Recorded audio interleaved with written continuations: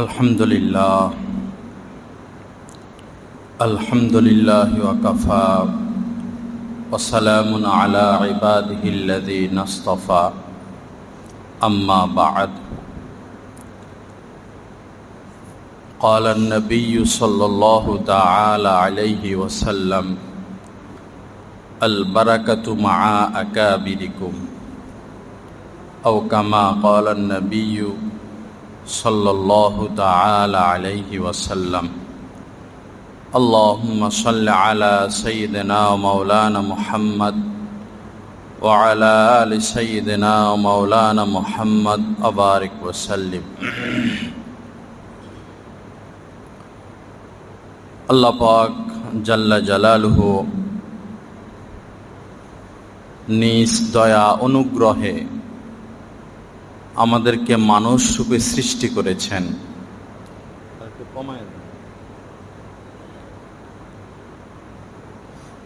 আল্লাহ পাক ইচ্ছে করলে আমাদেরকে কোনো জন্তু জানোয়ার রূপেও সৃষ্টি করতে পারতেন। তো যেহেতু তিনি আমাদেরকে মানুষ রূপে সৃষ্টি করেছেন, আমাদের উচিত মানুষ হয়ে থাকা, মানুষ হয়ে জন্তু জানোয়ারের আচরণ না করা, মানুষ হয়ে জন্তু জানোয়ারের জিন্দিগি গ্রহণ না করা। আমাদের নিজেদের মধ্যে কিছু পশুত্ব রয়েছে, ওই পশুত্বকে বর্জন করে মানুষ হওয়া আমাদের কাম্য। যিনি মানুষ, যিনি কলুষ কালিমা মুক্ত,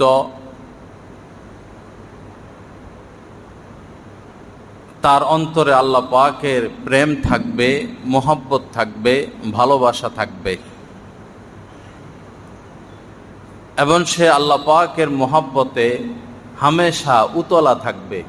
আল্লাহ পাকের সাক্ষাৎ, আল্লাহ পাকের দিদার, আল্লাহ পাকের নৈকট্য, আল্লাহ পাককে দেখার সে আগ্রহ, সে স্প্রিয়া একজন মানুষ, একজন মুসলমানের অন্তরে থাকা আবশ্যকীয়।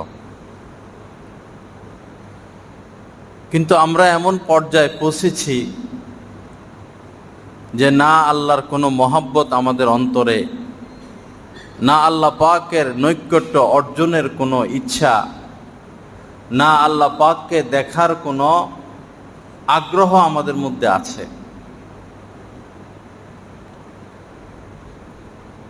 তো এই জিন্দেগি প্রকৃত অর্থে মানুষের জিন্দেগি না।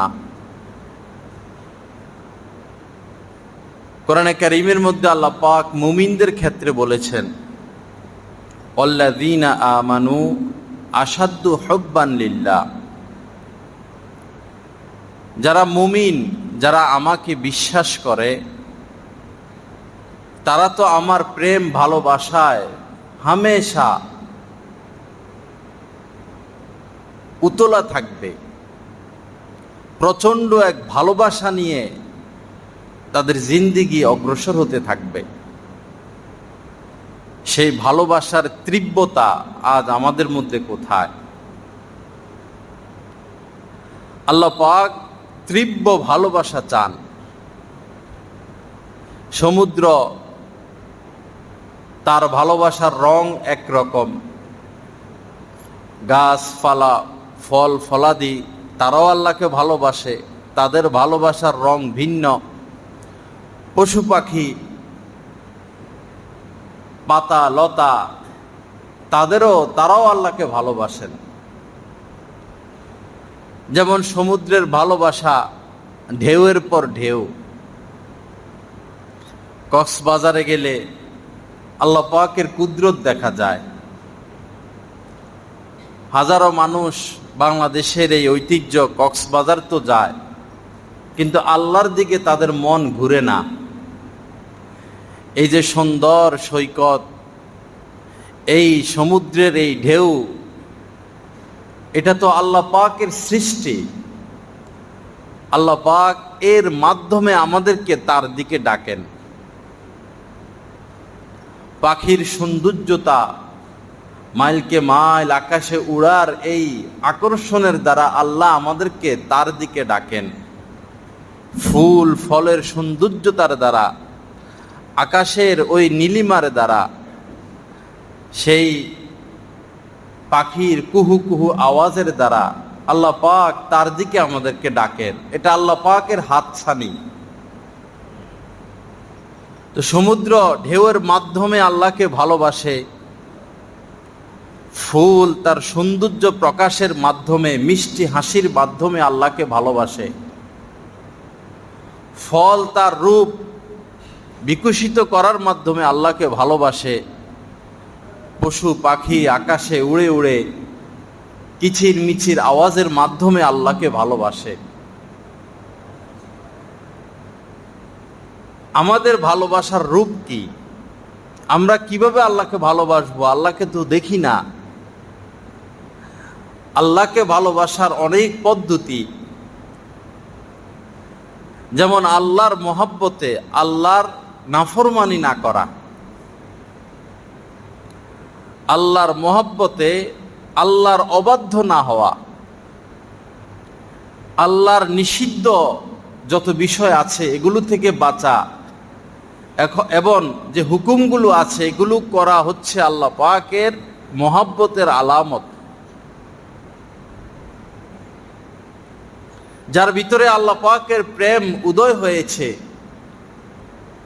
তার পক্ষে সম্ভব না সুদ খাওয়া, ঘুষ খাওয়া, মিথ্যা কথা বলা, মানুষকে ধোঁকা দেওয়া, ওয়াদার খেলাপ করা। বর্তমান সময়ে আমাদের ওয়াদা প্রতিশ্রুতি একেবারে লয়প্রাপ্ত, ক্ষয়প্রাপ্ত, বলতে গেলে নাই। ওয়াদা রক্ষা করা, প্রতিশ্রুতি রক্ষা করা ওয়াজিব। কাউকে ওয়াদা দেওয়ার আগে চিন্তা করা, এটা তো আমার পুরা করতে হবে। আপনি যদি আপনার স্ত্রীকেও কোনো ওয়াদা দেন, সন্তানকেও কোনো ওয়াদা দেন, বন্ধু বান্ধবকেও কোনো ওয়াদা দেন, এটা রক্ষা করা ওয়াজিব। অমুক তারিখে আপনার টাকা দিয়ে দিব, অমুক তারিখে আপনার সাথে দেখা করব, আমি আসতেছি, আপনি একটু অপেক্ষা করেন, আগামীকাল ফোন করব, এগুলোও ওয়াদা, প্রতিশ্রুতি। কিন্তু ওয়াদা তো দেওয়া হয়, প্রতিশ্রুতির আর খবর নাই। এতটা ক্ষতির সম্মুখীন আমরা হয়ে গেলাম। লা ঈমান লিমান লা আমানাত লা ওয়ালা দীন লিমান লা আহদ লা। রাসূল করিম সাল্লাল্লাহু আলাইহি সাল্লাম সাহাবায়ে কেরামকে নসিহত করতেন। নসিহত শোনার জন্য দূর দূরান্ত থেকে সাহাবায়ে কেরাম ছুটে আসতেন। যেভাবে জুমার দিন মানুষ খতিব সাহেবদের বয়ান শোনার জন্য ছুটে আসে, এই দৃষ্টান্ত সাহাবায়ে কেরামের জামানায়ও ছিল। কিন্তু আমরা তো শুধু জুমার দিন আসি, সাহাবায়ে কেরাম প্রতিদিনই আসতেন, একটু পরে পরে আসতেন, 5 ওয়াক্ত নামাজে একত্রিত হতেন। রাসূলকে না দেখার, রাসূলের সোহবত না পাওয়ার যে কষ্ট সব সইতে পারতেন, কিন্তু রাসূলকে না দেখার কষ্ট তারা সইতে পারতেন না। হযরতে সাওবান রাদিয়াল্লাহু তাআলা আনহু আল্লাহ রাসূলের গোলাম ছিলেন। এত প্রেম, এত ভালোবাসা তার অন্তরে, এত মোহাব্বত। এক মুহূর্ত যদি সে রাসূলকে না দেখত, এক বেলা যদি তিনি রাসূলের সাক্ষাৎ না পেতেন, কেমন যেন পাগল হয়ে যেতেন। একদিন চেহারা মলিন, ভারাক্রান্ত অন্তর, দুঃখ, কষ্ট, পেরেশানি, অস্থিরতা তার চেহারার উপর দীপ্তমান ভাসতেছে। আল্লাহ রাসূল তো দেখে বুঝে গেলেন, সাওবান কি হলো তোমার?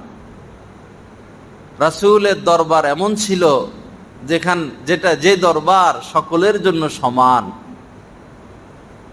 সকলের জন্য সমান, আল্লাহর দরবার সকলের জন্য সমান। এই নামাজের কাতার হচ্ছে আল্লাহর দরবার।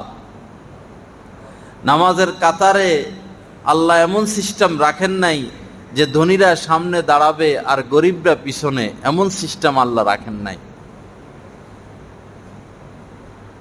তো রাসূলের দরবারে সকলেই যেতে পারতেন, রাসূলের সাথে কথা বলার সুযোগ সকলেরই ছিল।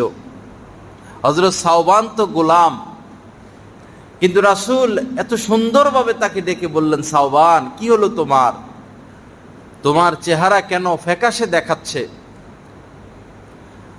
হযরত সাওবান রাদিয়াল্লাহু তাআলা আনহু বললেন, ইয়া রাসূলুল্লাহ, আপনি মদিনায় উপস্থিত, আমিও মদিনায় থাকি, একটু পরে পরে আপনাকে দেখার আগ্রহ আমার ভিতরে জেগে উঠে, অস্থির হয়ে যায়, পেরেশান হয়ে যায়। আপনাকে এক নজর না দেখলে ছুটে আসি, আপনাকে এক নজর দেখি, আপনার সাথে একটু বসি, কলিজাটা শীতল হয়ে যায়, চক্ষু শীতল হয়ে যায়, অন্তর শীতল হয়ে যায়, পরিতৃপ্ত হয়ে যায়। কিন্তু আমার মনের ভিতরে একটা বিষয় উদয় হলো, মৃত্যুর পরে কেউ জান্নাতে চলে যাবে, কেউ জাহান্নামে চলে যাবে। আপনি তো জান্নাতি, এটা সুনিশ্চিত। আমি যে জান্নাতে যেতে পারবো সেটাও তো সুনিশ্চিত না। জান্নাতে যেতে পারলেও আপনার কাছাকাছি তো আমি থাকতে পারবো না, কারণ আমি তো গোলাম। আপনি নবী হিসাবে আপনার শান তো অনেক ঊর্ধ্বে, তখন তো আপনাকে আমি দেখতে পারবো না। এইভাবে আপনাকে না দেখার এই কষ্ট, এই যন্ত্রণা আমি জান্নাতে গিয়ে কিভাবে সহ্য করব? এই হচ্ছে আল্লাহর প্রেম, আল্লাহর ভালোবাসা। তখন এই আয়াতে কারিমা নাজিল হয় যে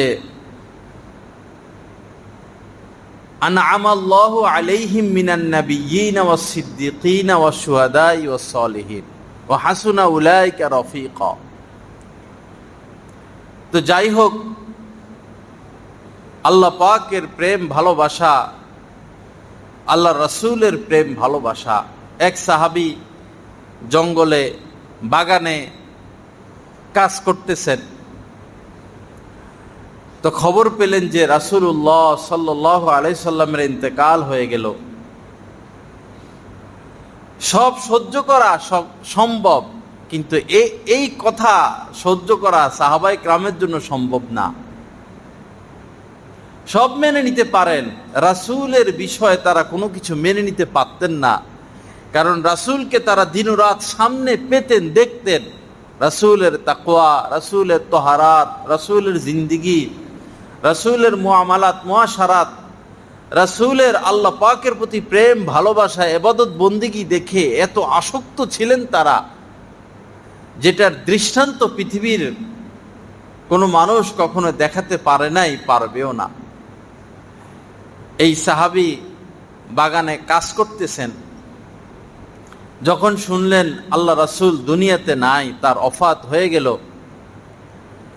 এমন প্রচণ্ড আঘাত পেলেন, এত ব্যথিত হলেন, এতটা কষ্ট পেলেন যে এক চিৎকার দিলেন আর বললেন, আয় আল্লাহ, এই চোখ দিয়ে আপনার হাবিবকে দেখতাম, আপনি এই চক্ষু আমাকে দিয়েছেন, আপনার দেওয়ায় চক্ষু দিয়ে আপনার হাবিবকে দেখতাম, আমার চক্ষু শীতল হতো। আজ আপনার নবী দুনিয়াতে নাই, কাকে দেখব, কাকে দেখব, কাকে দেখে চক্ষু শীতল করব? এই চোখের তো আমার আর প্রয়োজন নাই, দয়া করে আপনি আমার চোখের আলো নিয়ে নেন, আমাকে অন্ধ করে দেন। সাথে সাথে ওই সাহাবী অন্ধ হয়ে গেলেন। এতটা প্রেম ভালোবাসা তাদের অন্তরে ছিল। রাসূলের প্রেম ভালোবাসা যদি অল্প আমাদের মধ্যে থাকে, আমরা রাসূলের অপছন্দনীয় পোশাক তো পরতে পারি না। রাসূল যে পোশাককে সাপোর্ট করেন নাই, যে রীতিনীতি পদ্ধতিকে সাপোর্ট করেন নাই, যদি সামান্য প্রেম আমাদের মধ্যে থাকে, সেই জিনিস তো আমরা গ্রহণ করতে পারি না। রাসূলের জামানায় রাসূলের দুশমন কদমে কদমে ছিল, সাহাবায়ে কেরামও ছিলেন অতন্দ্র প্রহরী, চোখে চোখে রাখতেন রাসূলকে। তো রাসূলের দুশমনরা যেই ভাষায় কথা বলতেন, আল্লাহর রাসূলের মুহাব্বতে সাহাবায়ে কেরাম সেই ভাষায় অর্থাৎ সেই সিস্টেমে কথা বলতেন না। রাসূলের দুশমনরা যেই তরিকায় যেই নিয়মে খাদ্য খাবার জিন্দিগি যাপন করতেন, রাসূলের মুহাব্বতে সাহাবায়ে কেরাম সেই জিন্দিগি গ্রহণ করতেন না, বরং রাসূলের প্রেমের কারণে রাসূলের জিন্দিগি গ্রহণ করতেন। রাসূলের দুশমনরা যে পোশাক পরতেন, কশ্চিন কালেও সাহাবায়ে কেরাম সেই পোশাক পরতেন না, সেই পোশাকের ধারে কাছেও যাইতেন না। রাসূলের প্রেমে, রাসূলের মহব্বতে রাসূলের পোশাক তারা পরতেন। আজ আমরা রাসূলকে তো ভালোবাসি, নবীকে মহব্বত করি, কিন্তু নবীর পোশাক আমাদের গায়ে নাই। নবীজির ভালোবাসার সেই ঝান্ডা, সেই নমুনা আমাদের মধ্যে নাই। আমার মাথা নবীর সুন্নত থেকে খালি, আমার চেহারা নবীর সুন্নত থেকে খালি, আমার হাত পা দেহ নবীর সুন্নত থেকে খালি। কেমন নবীকে ভালোবাসলাম, নবীকে কেমন ভালোবাসলাম। দেখা যায় যারা আওয়ামী লীগের সমর্থক, এখানে নৌকার একটা স্টিকার, যারা বিএনপির সমর্থক ধানের শীষের একটা স্টিকার, যারা কোনো নায়ককে ভালোবাসে, নায়কের স্টাইলে চুল কাটে, পোশাক পরে, নায়িকার প্রতি, খেলোয়াড়ের প্রতি, গায়কের প্রতি আসক্ত, ওই গায়ক নায়ক খেলোয়াড়কে অনুসরণ করে, তার স্টাইলকে ফলো করে, এটার দ্বারা বোঝা যায় যে সে ওই নায়ককে ভালোবাসে, ওই খেলোয়াড়কে ভালোবাসে। আমি যে ভালোবাসি আল্লাহকে, আল্লাহ রাসূলকে, সেটা দৃষ্টান্ত কোথায়? বাহ্যিকভাবেও দৃষ্টান্ত জরুরি, অভ্যন্তরীণভাবেও দৃষ্টান্ত জরুরি।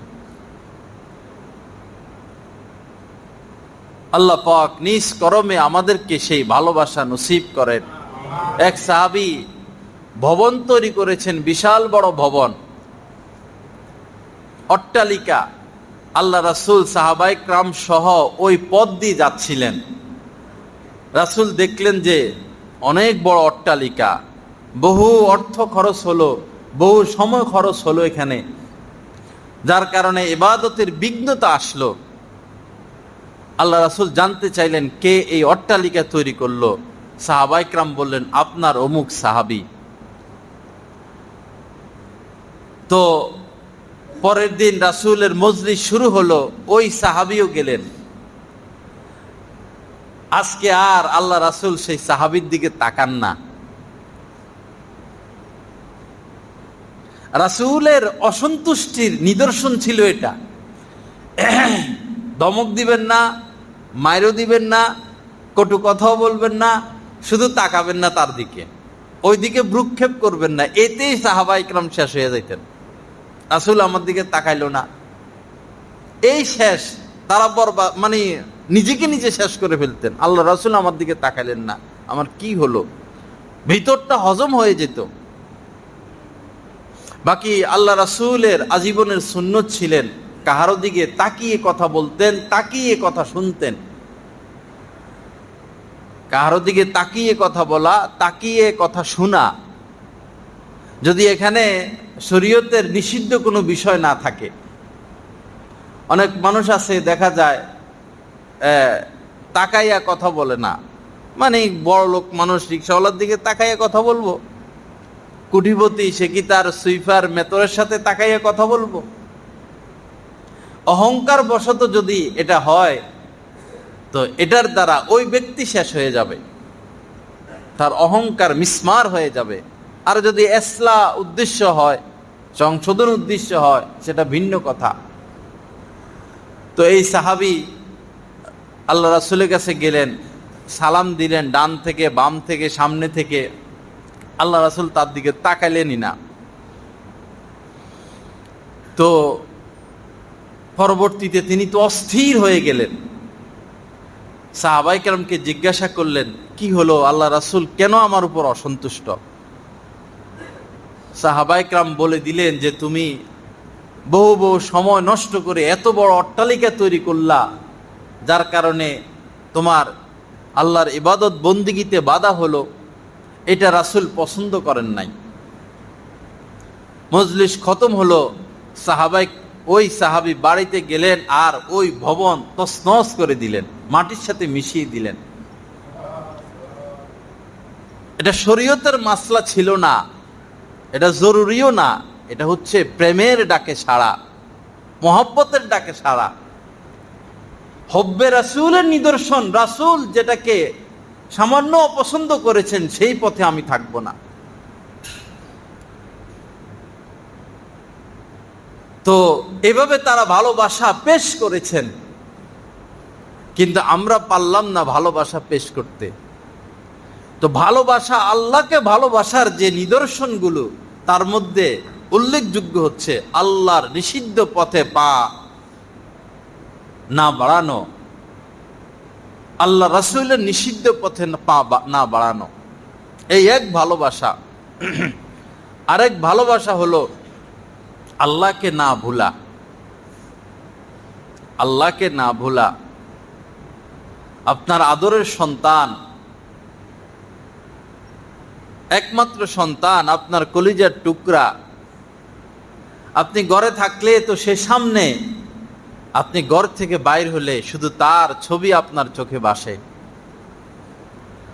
মায়েরা রান্না বান্না করেন, মহিলারা রান্না বান্না করেন, ছোট বাবু হাঁটতে পারে, এদিক চলে যায় সেদিক চলে যায়, এই বাথরুমে ঢুকে যায়, না কোনো একটা অঘটন ঘটিয়ে ফেলে।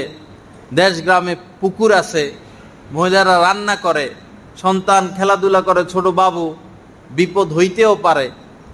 তো মা রান্না তো করে, এদিকে তরকারিতে লবণ ঠিক আছে কিনা, ঝাল ঠিক আছে কিনা, সব কিছু দিল কিনা, পেঁয়াজ রসুন হলুদ মরিচ, এটা তো সে খেয়াল রাখেই, এটা তার কর্ম।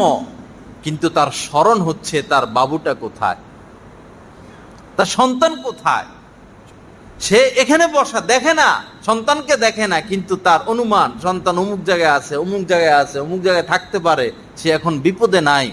যে মুমিন, যে আল্লাহকে ভালোবাসে, যার অন্তরে আল্লাহর প্রেম, সে তো দুনিয়া, যেহেতু দুনিয়া দারুল আসবাব, যেহেতু দুনিয়ায় সে বসবাস করে, তামাম কাজে সে ব্যস্ত থাকবে সত্য, মহিলার মতো রান্না বান্নার কাজে সে ব্যস্ত থাকবে সত্য, তামাম কাজে সে ব্যস্ত থাকবে সত্য, কিন্তু তার স্মরণে একমাত্র আল্লাহ পাক থাকবেন। এটা আরেক ভালোবাসা। সে কিতাব মোতালা করবে, সে রিক্সা চালাবে, সে ব্যবসা বাণিজ্য করবে, সে রাষ্ট্র পরিচালনা করবে, সে গোসল করবে, সে ওযু করবে, সে খানা খাবে, সে ঘুমাতে যাবে, হাজার কাজে সে ব্যস্ত, কিন্তু দিল আল্লাহর কাছে পড়ে থাকবে। আল্লাহর স্মরণ, আল্লাহকে এক মুহূর্তে সে ভুলতে পারবে না। এটার নাম মাকামে ইহসান, আর এটা হচ্ছে মহব্বতের একটা আলা দরজা, আল্লাহকে না ভুলা। হযরত মাওলানা আশরাফ আলী থানভী রহমতুল্লাহ আলাই কোথাও হেঁটে যাচ্ছেন, তো সাথে সব সময় মুরিদান থাকতেন। তো ওই সময় আমাদের বাংলাদেশের হাফিজি হুজুর রহমতুল্লাহ আলাই সাথে ছিলেন, আমাদের বাংলাদেশের শামসুল হক ফরিদপুরি রহমতুল্লাহ আলাই সাথে ছিলেন, হযরতে মুফতি শফি সাহেব রহমতুল্লাহ আলাই সাথে ছিলেন। তো রাস্তায় হাঁটতেছেন, হঠাৎ তিনি দাঁড়িয়ে গেলেন, রাস্তার এক পাশে গেলেন, পকেট থেকে কাগজ বের করলেন, পেন্সিল বের করলেন, কি যেন লিখলেন কাগজে, আবার পকেটে রেখে দিলেন, খানকায় চলে গেলেন। খানকায় যাওয়ার পর কেউ জানতে চাইলেন, হযরত এভাবে রাস্তার মধ্যখানে হঠাৎ করে থামা, কাগজে লেখা, এই হাকিকত আমরা বুঝলাম না। হযরত থানভী রহমতুল্লাহ আলাইহি বললেন, দেখো আল্লাহ পাক দিল দিয়েছেন, এই দিল এজন্য নয় দুনিয়ার ধান্দা, এই দিল দিয়েছেন হামেশা আল্লাহকে স্মরণ করার জন্য। হযরত মুফতি শফি সাহেব রহমতুল্লাহ আলাইহি বলেছেন, দুনিয়া পকেটে রাখা জায়েজ, দিলে রাখা জায়েজ না। দিলে শুধু আল্লাহর স্মরণ, হামেশা আল্লাহর স্মরণ। আল্লাহ আমাকে দেখতেছেন, আল্লাহ আমাকে দেখতেছেন, কেমন যেন আমি আল্লাহকে দেখতেছি। তো হযরত থানভী রহমতুল্লাহ আলাইহি বললেন, দিল তো শুধু আল্লাহকে স্মরণ করবে। ওই রাস্তার মধ্যখানে আমার হঠাৎ একটা জরুরি বিষয় মনে পড়ল, জরুরি কাজ যেটা খানকায় এসে আমার করতে হবে। আবার এই টেনশন হইতেছে যদি ভুলে যাই কাজটা। এখন স্মরণ রাখার চেষ্টা করলাম যে যেন না ভুলি, কাজটা স্মরণে রাখি। এখন লম্বা পথ, আরো লম্বা সময় অতিক্রম করতে হবে। যদি শুধু ওই কাজটাকেই স্মরণ করতে থাকি, ওই কাজটা আমার করতে হবে, তাহলে আল্লাহর স্মরণ আর কখন করব? একসাথে দুই জিনিস তো চিন্তা করা যায় না। এজন্য এই বিষয়টা আমি কাগজে লিপিবদ্ধ করে রাখলাম, কাগজে লিপিবদ্ধ করে রাখলাম, যেটা ভুলার আর কোনো কারণ নাই। কাগজে লিপিবদ্ধ করে দিলকে খালি করে দিলাম আল্লাহ পাকের স্মরণের জন্য। সুবহানাল্লাহ। এটা হচ্ছে আল্লাহ পাকের প্রেমের আরেক নমুনা, আরেক দৃষ্টান্ত। আল্লাহ পাক জাল্লা জালালু আমাদেরকে আল্লাহকে ভালোবাসার তৌফিক দান করেন। ভাই, আল্লাহর প্রেমের নমুনা দৃষ্টান্ত লাখো লাখো কোটি কোটি। কেউ গীবত করতেছে, একই মজলিসে গীবত চলতেছে, কারো বদনাম চলতেছে। এখন শুরু হলো আল্লাহর মহব্বতের খেলা। কে আল্লাহকে ভালোবাসে আর কে আল্লাহর ভালোবাসার পথে নাই। এখন পরীক্ষা শুরু হচ্ছে। যেভাবে পরীক্ষা করেছেন সাহাবায়ে কেরামকে, নবীদেরকে আল্লাহ পাক আমাদেরকেও পরীক্ষা করেন এইভাবে। গীবত শুরু হলো। এখন হয় আমি যদি ভালোবাসা থাকে, আমার ভিতরে যদি আল্লাহর ভালোবাসা থাকে, আমি বলবো ভাই গীবত করবেন না, অন্যের দোষ ত্রুটি চর্চা করবেন না, বাধা দিব, নিষেধ করব। কিন্তু বাধা দিতে গেলে, নিষেধ করতে গেলে যদি ফিতনার আশঙ্কা থাকে, তখন মাসলা হলো চুপ থাকা, আর তখন মাসলা হলো উঠে চলে যাওয়া, স্থান ত্যাগ করা। প্রথমটা হলো আল্লাহ পাকের মহব্বতের প্রথম ফার্স্ট ক্লাস, আর উঠে চলে যাওয়া হলো সেকেন্ড ক্লাস। দ্বিতীয় পর্যায়ে পাশ করলাম, উঠে চলে গেলাম। এখন উঠলেও ফিতনার সম্ভাবনা, বা ঈমান এত দুর্বল যে উঠতে পারি না, ঈমান দুর্বল, সেকেন্ড ডিভিশনে পাশ করার মতো ঈমান না। তখন থার্ড ডিভিশন হলো ওই গীবতের দিকে লক্ষ্য না করা, মনে মনে ইস্তেগফার করা, আস্তাগফিরুল্লাহ আস্তাগফিরুল্লাহ, আল্লাহর কাছে পানা চাইতে থাকা। এটা লাস্ট তবকার মহব্বতের পরীক্ষা। যে লাস্ট তবকার মহব্বতেও জিতলো না, তো বোঝা গেল তার অন্তরে ঈমান তো আছে। তবে যদি মুমিন হয়, ঈমান তো আছে, মহব্বত খুব সামান্য পরিমাণ। তো এইভাবে আল্লাহ পাকের প্রেমের পরীক্ষা আমাদেরকে দিতে হবে।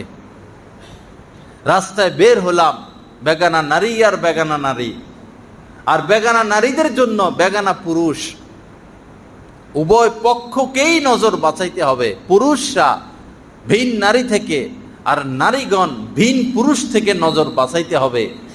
এই কুদৃষ্টি বর্তমান সমাজে সবচেয়ে বড় কলহ আর অশান্তির কারণ। এই কুদৃষ্টি থেকেই পরকিয়া, ঘরে ঘরে পরকিয়া আর ঘরে ঘরে খুন। প্রতিদিনই আপনি পত্র পত্রিকায় পাবেন খবর যে পরকিয়ায় আক্রান্ত হয়ে স্ত্রী তার স্বামীকে হত্যা করলো, স্বামী তার স্ত্রীকে হত্যা করলো। গত সপ্তাহের ঘটনা,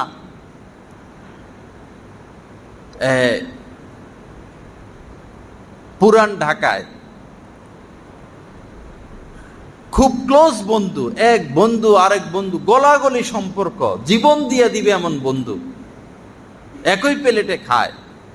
এই কিছু পাকালে তার বাসায় পাঠায়, সেই কিছু পাঠালে এর বাসা পাঠায়, একই রকমের পোশাক পরে, একসাথে আড্ডা দেয়, মানে জীবন দিয়ে দেওয়ার মতো এমন বন্ধুত্ব, বাসা আসা যাওয়া। এখন বন্ধু যে বন্ধুর গলায় ছুরি মারে, এটা তো জানা কথা। গোপনে গোপনে যে ব্যক্তি হত্যা হলো, নিহত হলো, তার স্ত্রীর সাথে তার বন্ধুর পরকিয়া, ভালোবাসা। দীর্ঘ 5 বছর পর্যন্ত এই প্রেম চলতেছে। সন্দেহ করার তো কিছু নাই, বন্ধু একসাথে শুয়ে থাকে, ঘরে আসে যায়, ভিতরে ভিতরে তাদের পরকিয়া, যার কারণে অশান্তি ঘরে। আবার সব শেয়ারও করে বন্ধুর কাছে, চোরের কাছে খবর দিয়া দেয় মাল কোথায় রাখছে, বন্ধুর কাছে শেয়ার করে, ঘরে এই অশান্তি। আর স্ত্রী তো তার প্রেমে। যা হোক, কোনোভাবে বন্ধু জেনে গেলেন যে তার আপন বন্ধু তার স্ত্রীর সাথে সম্পর্ক, জেনে গেলেন বা জানার পথে।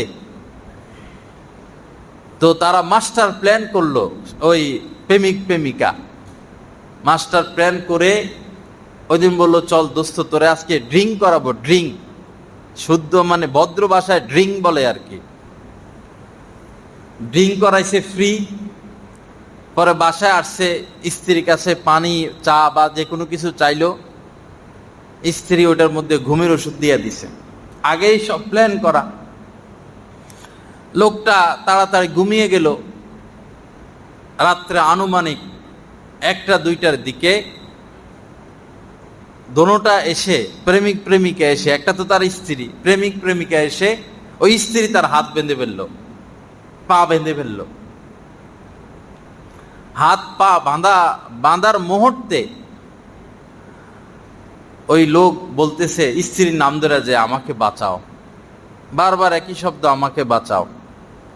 শোয়ার আগে আল্লাহর কি কুদরত, তার একটা মেয়ে, 9 বছর বয়স, এক সন্তান মেয়ে, সে তার মায়ের কাছে, ভাইদের কাছে ফোন দিয়েছে যে আমার কাছে ভালো লাগতেছে না, কি হয় না হয়, আমার যদি কিছু হয়ে যায় তো আমার মেয়েটাকে তোমরা দেখো। এই নসিহত ভাইদেরকে করেছেন তিনি। যা হোক, তো হাত পা বেঁধে ফেললো। মেয়েও ঘুম থেকে জেগে গেল।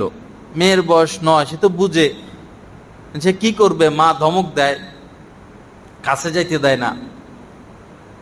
তো এই স্ত্রী হাতুড়ি এনে, দরজা জানালা বন্ধ করে হাতুড়ি এনে তার মাথায় আঘাত করা শুরু করে, ঠাস ঠাস বাড়ি। পরে সে রক্তাক্ত হয়ে গেল, কিন্তু সে এখনো জীবিত। এরপরে বন্ধুকে দিল যে এবার তুমি পিটাও। বন্ধু পিটাইলো, ক্ষত বিক্ষত হলো, এখনো তার প্রাণ আছে। ওই মুহূর্তে সে পানি পানি, মেয়ে তো দেখে, কিন্তু সে কি করবে। এই ছোট বাচ্চাটা পানি নিয়ে আসলো বাপের জন্য। ওই পানির গ্লাসটা মা জোর করে নিয়ে তাকে ধমক দিয়ে আঘাত করে পাঠিয়ে দিল। আর তারা ওই লোক পানি পানি করতেছে, তারা তো হাতুড়া দিয়ে মারতেছে, তারা দুজন ভাগ করে পানি খেয়ে নিল। এই শেষ মুহূর্তে তাকে একটু পানি খেতে দিল না। এইভাবেই তাকে হত্যা করলো। চাবি, ঘরের আলমারির চাবি দিয়া মগজ বাহির করছে সব খুসায়া খুসায়া স্ত্রী।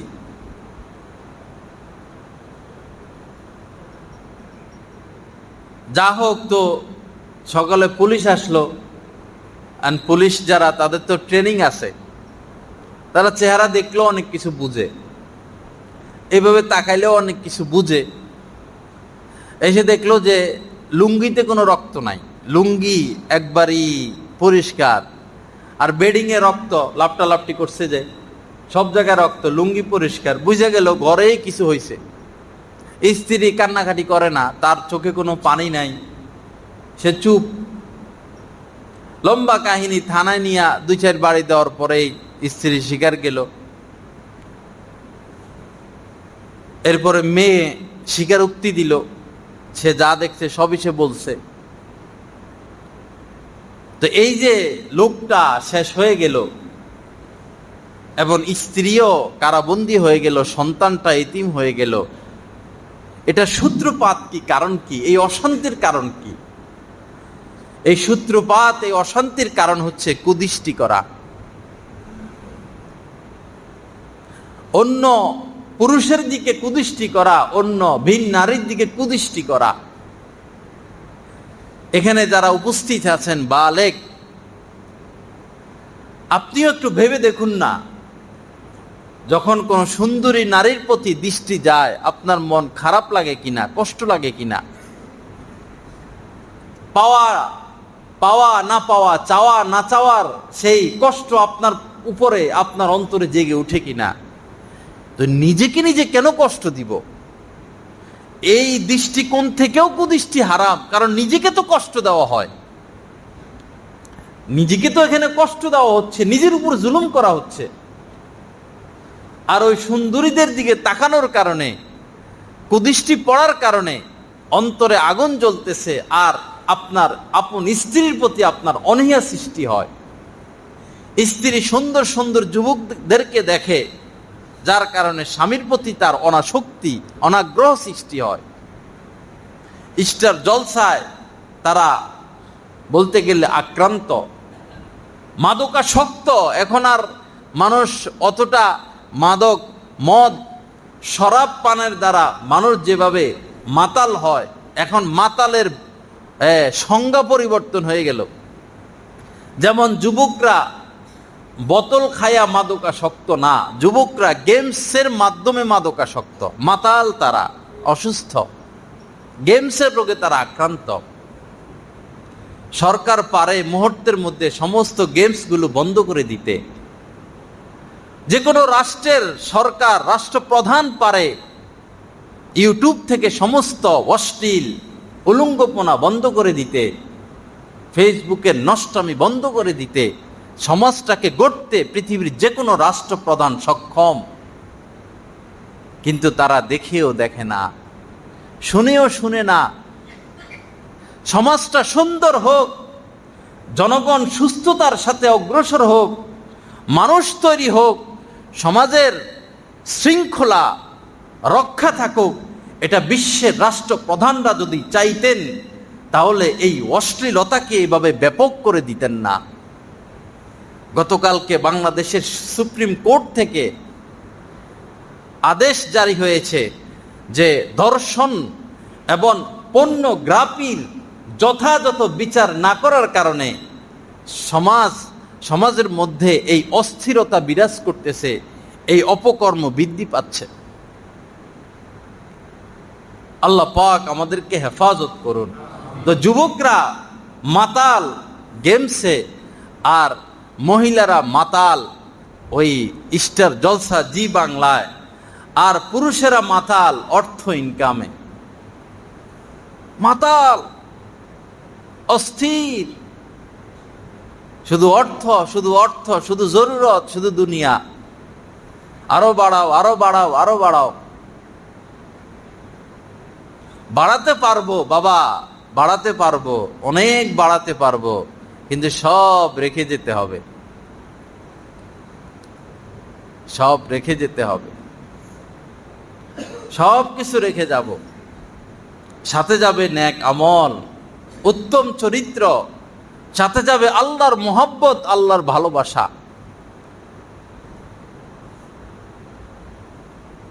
তো ওই স্টার জলসায় সুন্দর সুন্দর নায়ক, তাদের অভিনয়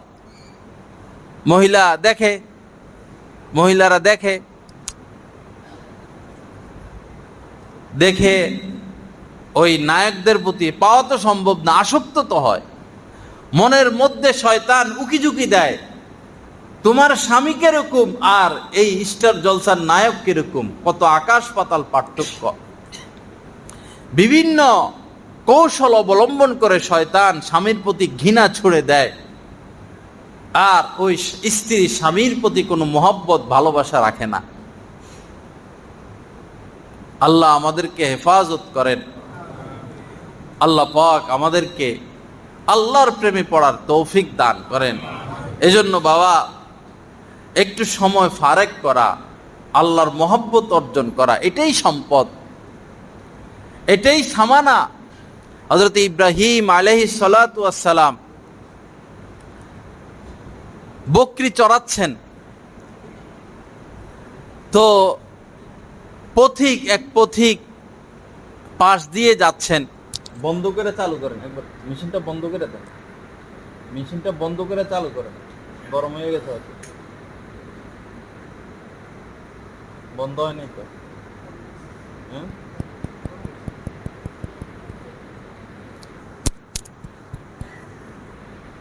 চালু করুন।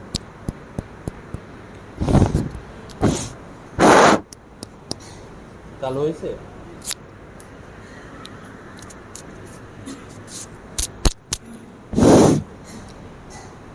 তো পথিক পথ দিয়ে যাচ্ছে,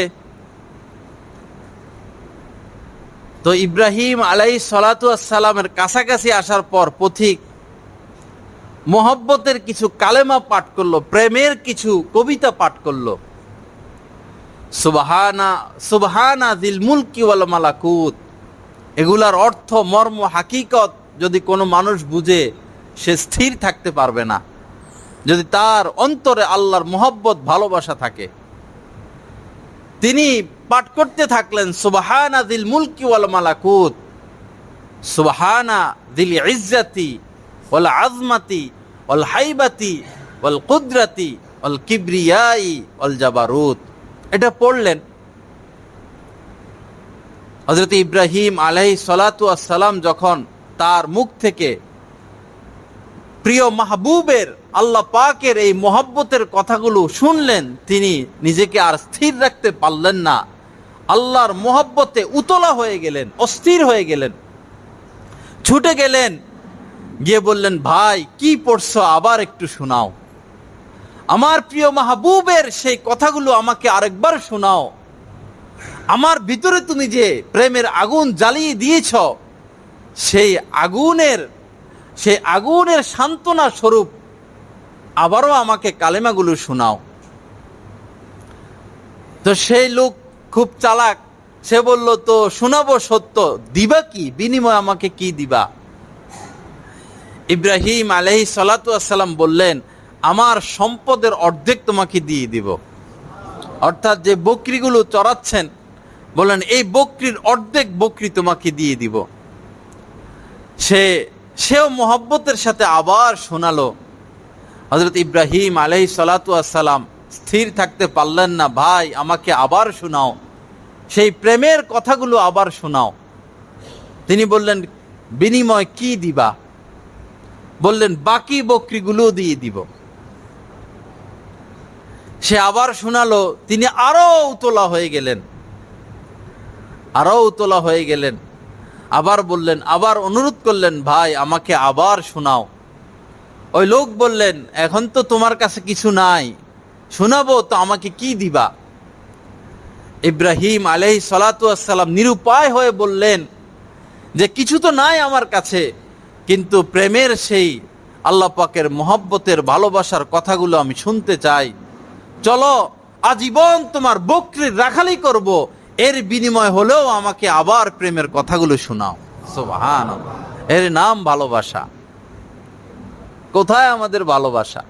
যাকাতটাও দিতে পারি না, সব সম্পদ দিয়ে দিব, যাকাতটাই দিতে পারি না, ফিতরা দিতে পারি না, এই আমাদের অবস্থান। তখন ওই লোক মুখ খুললেন যে হে ইব্রাহিম, হে আল্লাহর খলিল, আসল বিষয় তো ভিন্ন। আসল কথা হলো, আল্লাহ পাক আমার মাধ্যমে আপনাকে পরীক্ষা করতে চেয়েছেন। আমি মানুষ নয়, আমি তো একজন ফেরেশতা। আল্লাহ পাক বললেন যে আমার প্রেমময় এই কথাগুলো আমার ইব্রাহিমকে শোনাও, দেখি আমার এই নামের বিনিময়, আমার এই প্রেমের কালিমার বিনিময় আমার ইব্রাহিম কি পেশ করে। তো সব কিছুই তো পেশ করে দিলেন। এর নাম হচ্ছে প্রেম, এর নাম হচ্ছে ভালোবাসা। আল্লাহ পাক আল্লাহর প্রেমে আমাদেরকে অগ্রসর হওয়ার তৌফিক দান করেন, আমাদেরকে কোরবানি করার তৌফিক দান করেন। আল্লাহর প্রেম শুরু হবে, আল্লাহর প্রেম অন্তরে শুরু হবে। হযরত থানবী রহমতুল্লাহ আলাইহি বলেছেন, 3 শর্ত বাস্তবায়নের দ্বারা। প্রথম হচ্ছে সমস্ত গুনাহ থেকে বেঁচে থাকতে হবে, সমস্ত গুনাহ থেকে বেঁচে থাকতে হবে, প্রথম শর্ত। দ্বিতীয় হচ্ছে কিছু সময় আল্লাহ পাকের জিকির করা, কমপক্ষে 100 বার আল্লাহ আল্লাহ লা ইলাহা ইল্লাল্লাহ, 100 বার হলেও, 100 বার লা ইলাহা ইল্লাল্লাহ, 100 বার আল্লাহ আল্লাহ হলেও আল্লাহ পাকের জিকির করা। 2 শর্ত। তৃতীয় শর্ত এবং প্রধান শর্ত হচ্ছে যে আল্লাহকে ভালোবাসে তার সোহবতে থাকা, তার সাথে উঠা বসা করা, তার সাথে সম্পর্ক বাড়ানো, গভীর সম্পর্ক স্থাপন করা, এমন সম্পর্ক যে উনি বুঝবেন, উনি বলবেন যে এই লোকটা একান্ত আমার। তার অন্তর থেকে যখন বিনা দ্বিধায় আপনার জন্য দোয়া আসবে, তার অন্তরে যখন, ওই আল্লাহওয়ালার অন্তরে যখন আপনার প্রতি এক প্রেম ভালোবাসা জেগে উঠবে, তিনি যখন মনে করবেন, ধারণা করবেন এই লোকটা একান্তই আমার, তখন তার থেকে আপনার প্রতি এক তাওয়াজ্জু আসবে, অন্তর্দৃষ্টি আসবে, এক অনুগ্রহ, এক দয়া আসবে। তখন আপনার ভিতরে প্রেম ভালোবাসার আগুন জ্বলতে থাকবে। আল্লাহওয়ালাদের সাথে গভীর নিবিড় সম্পর্ক স্থাপন ব্যতীত আজ পর্যন্ত কেউ আল্লাহর মহব্বত হাসিল করতে পারে নাই, কিয়ামত পর্যন্ত কেউ পারবে না। এটা সার কথা। আল্লাহ পাক জাল্লা জালালু আমাদেরকে আমল করার তৌফিক দান করেন, আমাদেরকে আল্লাহকে ভালোবাসার তৌফিক দান করেন। আমাদের অন্তরে আল্লাহ পাক নিজ করমে আল্লাহর প্রেম, আল্লাহর ভালোবাসা উতলা করে দেন, উদ্গ্রীব করে দেন, এবং আল্লাহর মহব্বতে, আল্লাহর রাসূলের মহব্বতে সমস্ত নিষিদ্ধ পথ থেকে আল্লাহ পাক আমাদেরকে বেঁচে থাকার তৌফিক দান করেন। যখন কদম কদম ক্ষত বিক্ষত হব, গুনাহ থেকে বাঁচার যে কষ্ট, আল্লাহর প্রেমে যখন এই কষ্ট স্বীকার করতে থাকবো, কুদৃষ্টি থেকে বাঁচার কষ্ট, গীবত থেকে বাঁচার কষ্ট, সুদ ঘুষ থেকে বাঁচার কষ্ট, স্ত্রীর পক্ষ থেকে আঘাত সয়ে নেওয়া, পিতার পক্ষ থেকে আঘাত সয়ে নেওয়া, জনগণের পক্ষ থেকে আঘাত সয়ে নেওয়া, প্রশাসক প্রশাসনের পক্ষ থেকে আঘাত সয়ে নেওয়া, হাজারো আঘাতের বিনিময় আঘাত নয়, প্রতিশোধ নয়, আল্লাহর প্রেমে তাদেরকে মাফ করে দেওয়া। যখন এই মুবারকময় জিন্দেগি হাসিল হবে, ওই আঘাতে আঘাতে অন্তর আত্মার পরতে পরতে আল্লাহর প্রেম, আল্লাহর ভালোবাসা উদিত হতে থাকবে। যত গুনাহ থেকে বাঁচবো, গুনাহ থেকে বাঁচতে গিয়ে যত আঘাত সহ্য করব, ওই আঘাতে আঘাতে অন্তর চূর্ণ বিচূর্ণ হবে, আর তখনই ওই অন্তরের মধ্যে আল্লাহ পাকের প্রেমের সূর্য উদিত হবে। আনা ইন্দা মুনকাসিরাতি কুলুবিকুম, হাদিসে কুদসির মধ্যে এসেছে, তোমাদের ওই ভাঙা অন্তরের কাছে, ওই ভাঙা অন্তরের মধ্যে আমি থাকি। অর্থাৎ গুনার আঘাতে, গুনার আঘাত সহ্য করতে করতে যখন অন্তর আত্মা ক্ষত বিক্ষত চূর্ণ বিচন্ন, ওই ক্ষত বিক্ষত চূর্ণ বিচন্ন অন্তর আত্মায় আল্লাহ পাক আসন গ্রহণ করেন, আল্লাহ পাকের মহব্বত উদয় হয়। আল্লাহ পাক আমাদের সকলকে নিজ করমে আল্লাহকে ভালোবাসার তৌফিক দান করেন। ওয়া আখির দাওয়ানা আনিল হামদুলিল্লাহি রাব্বিল আলামিন ওয়া সাল্লাল্লাহু আলা নবিয়্যিল কারীম।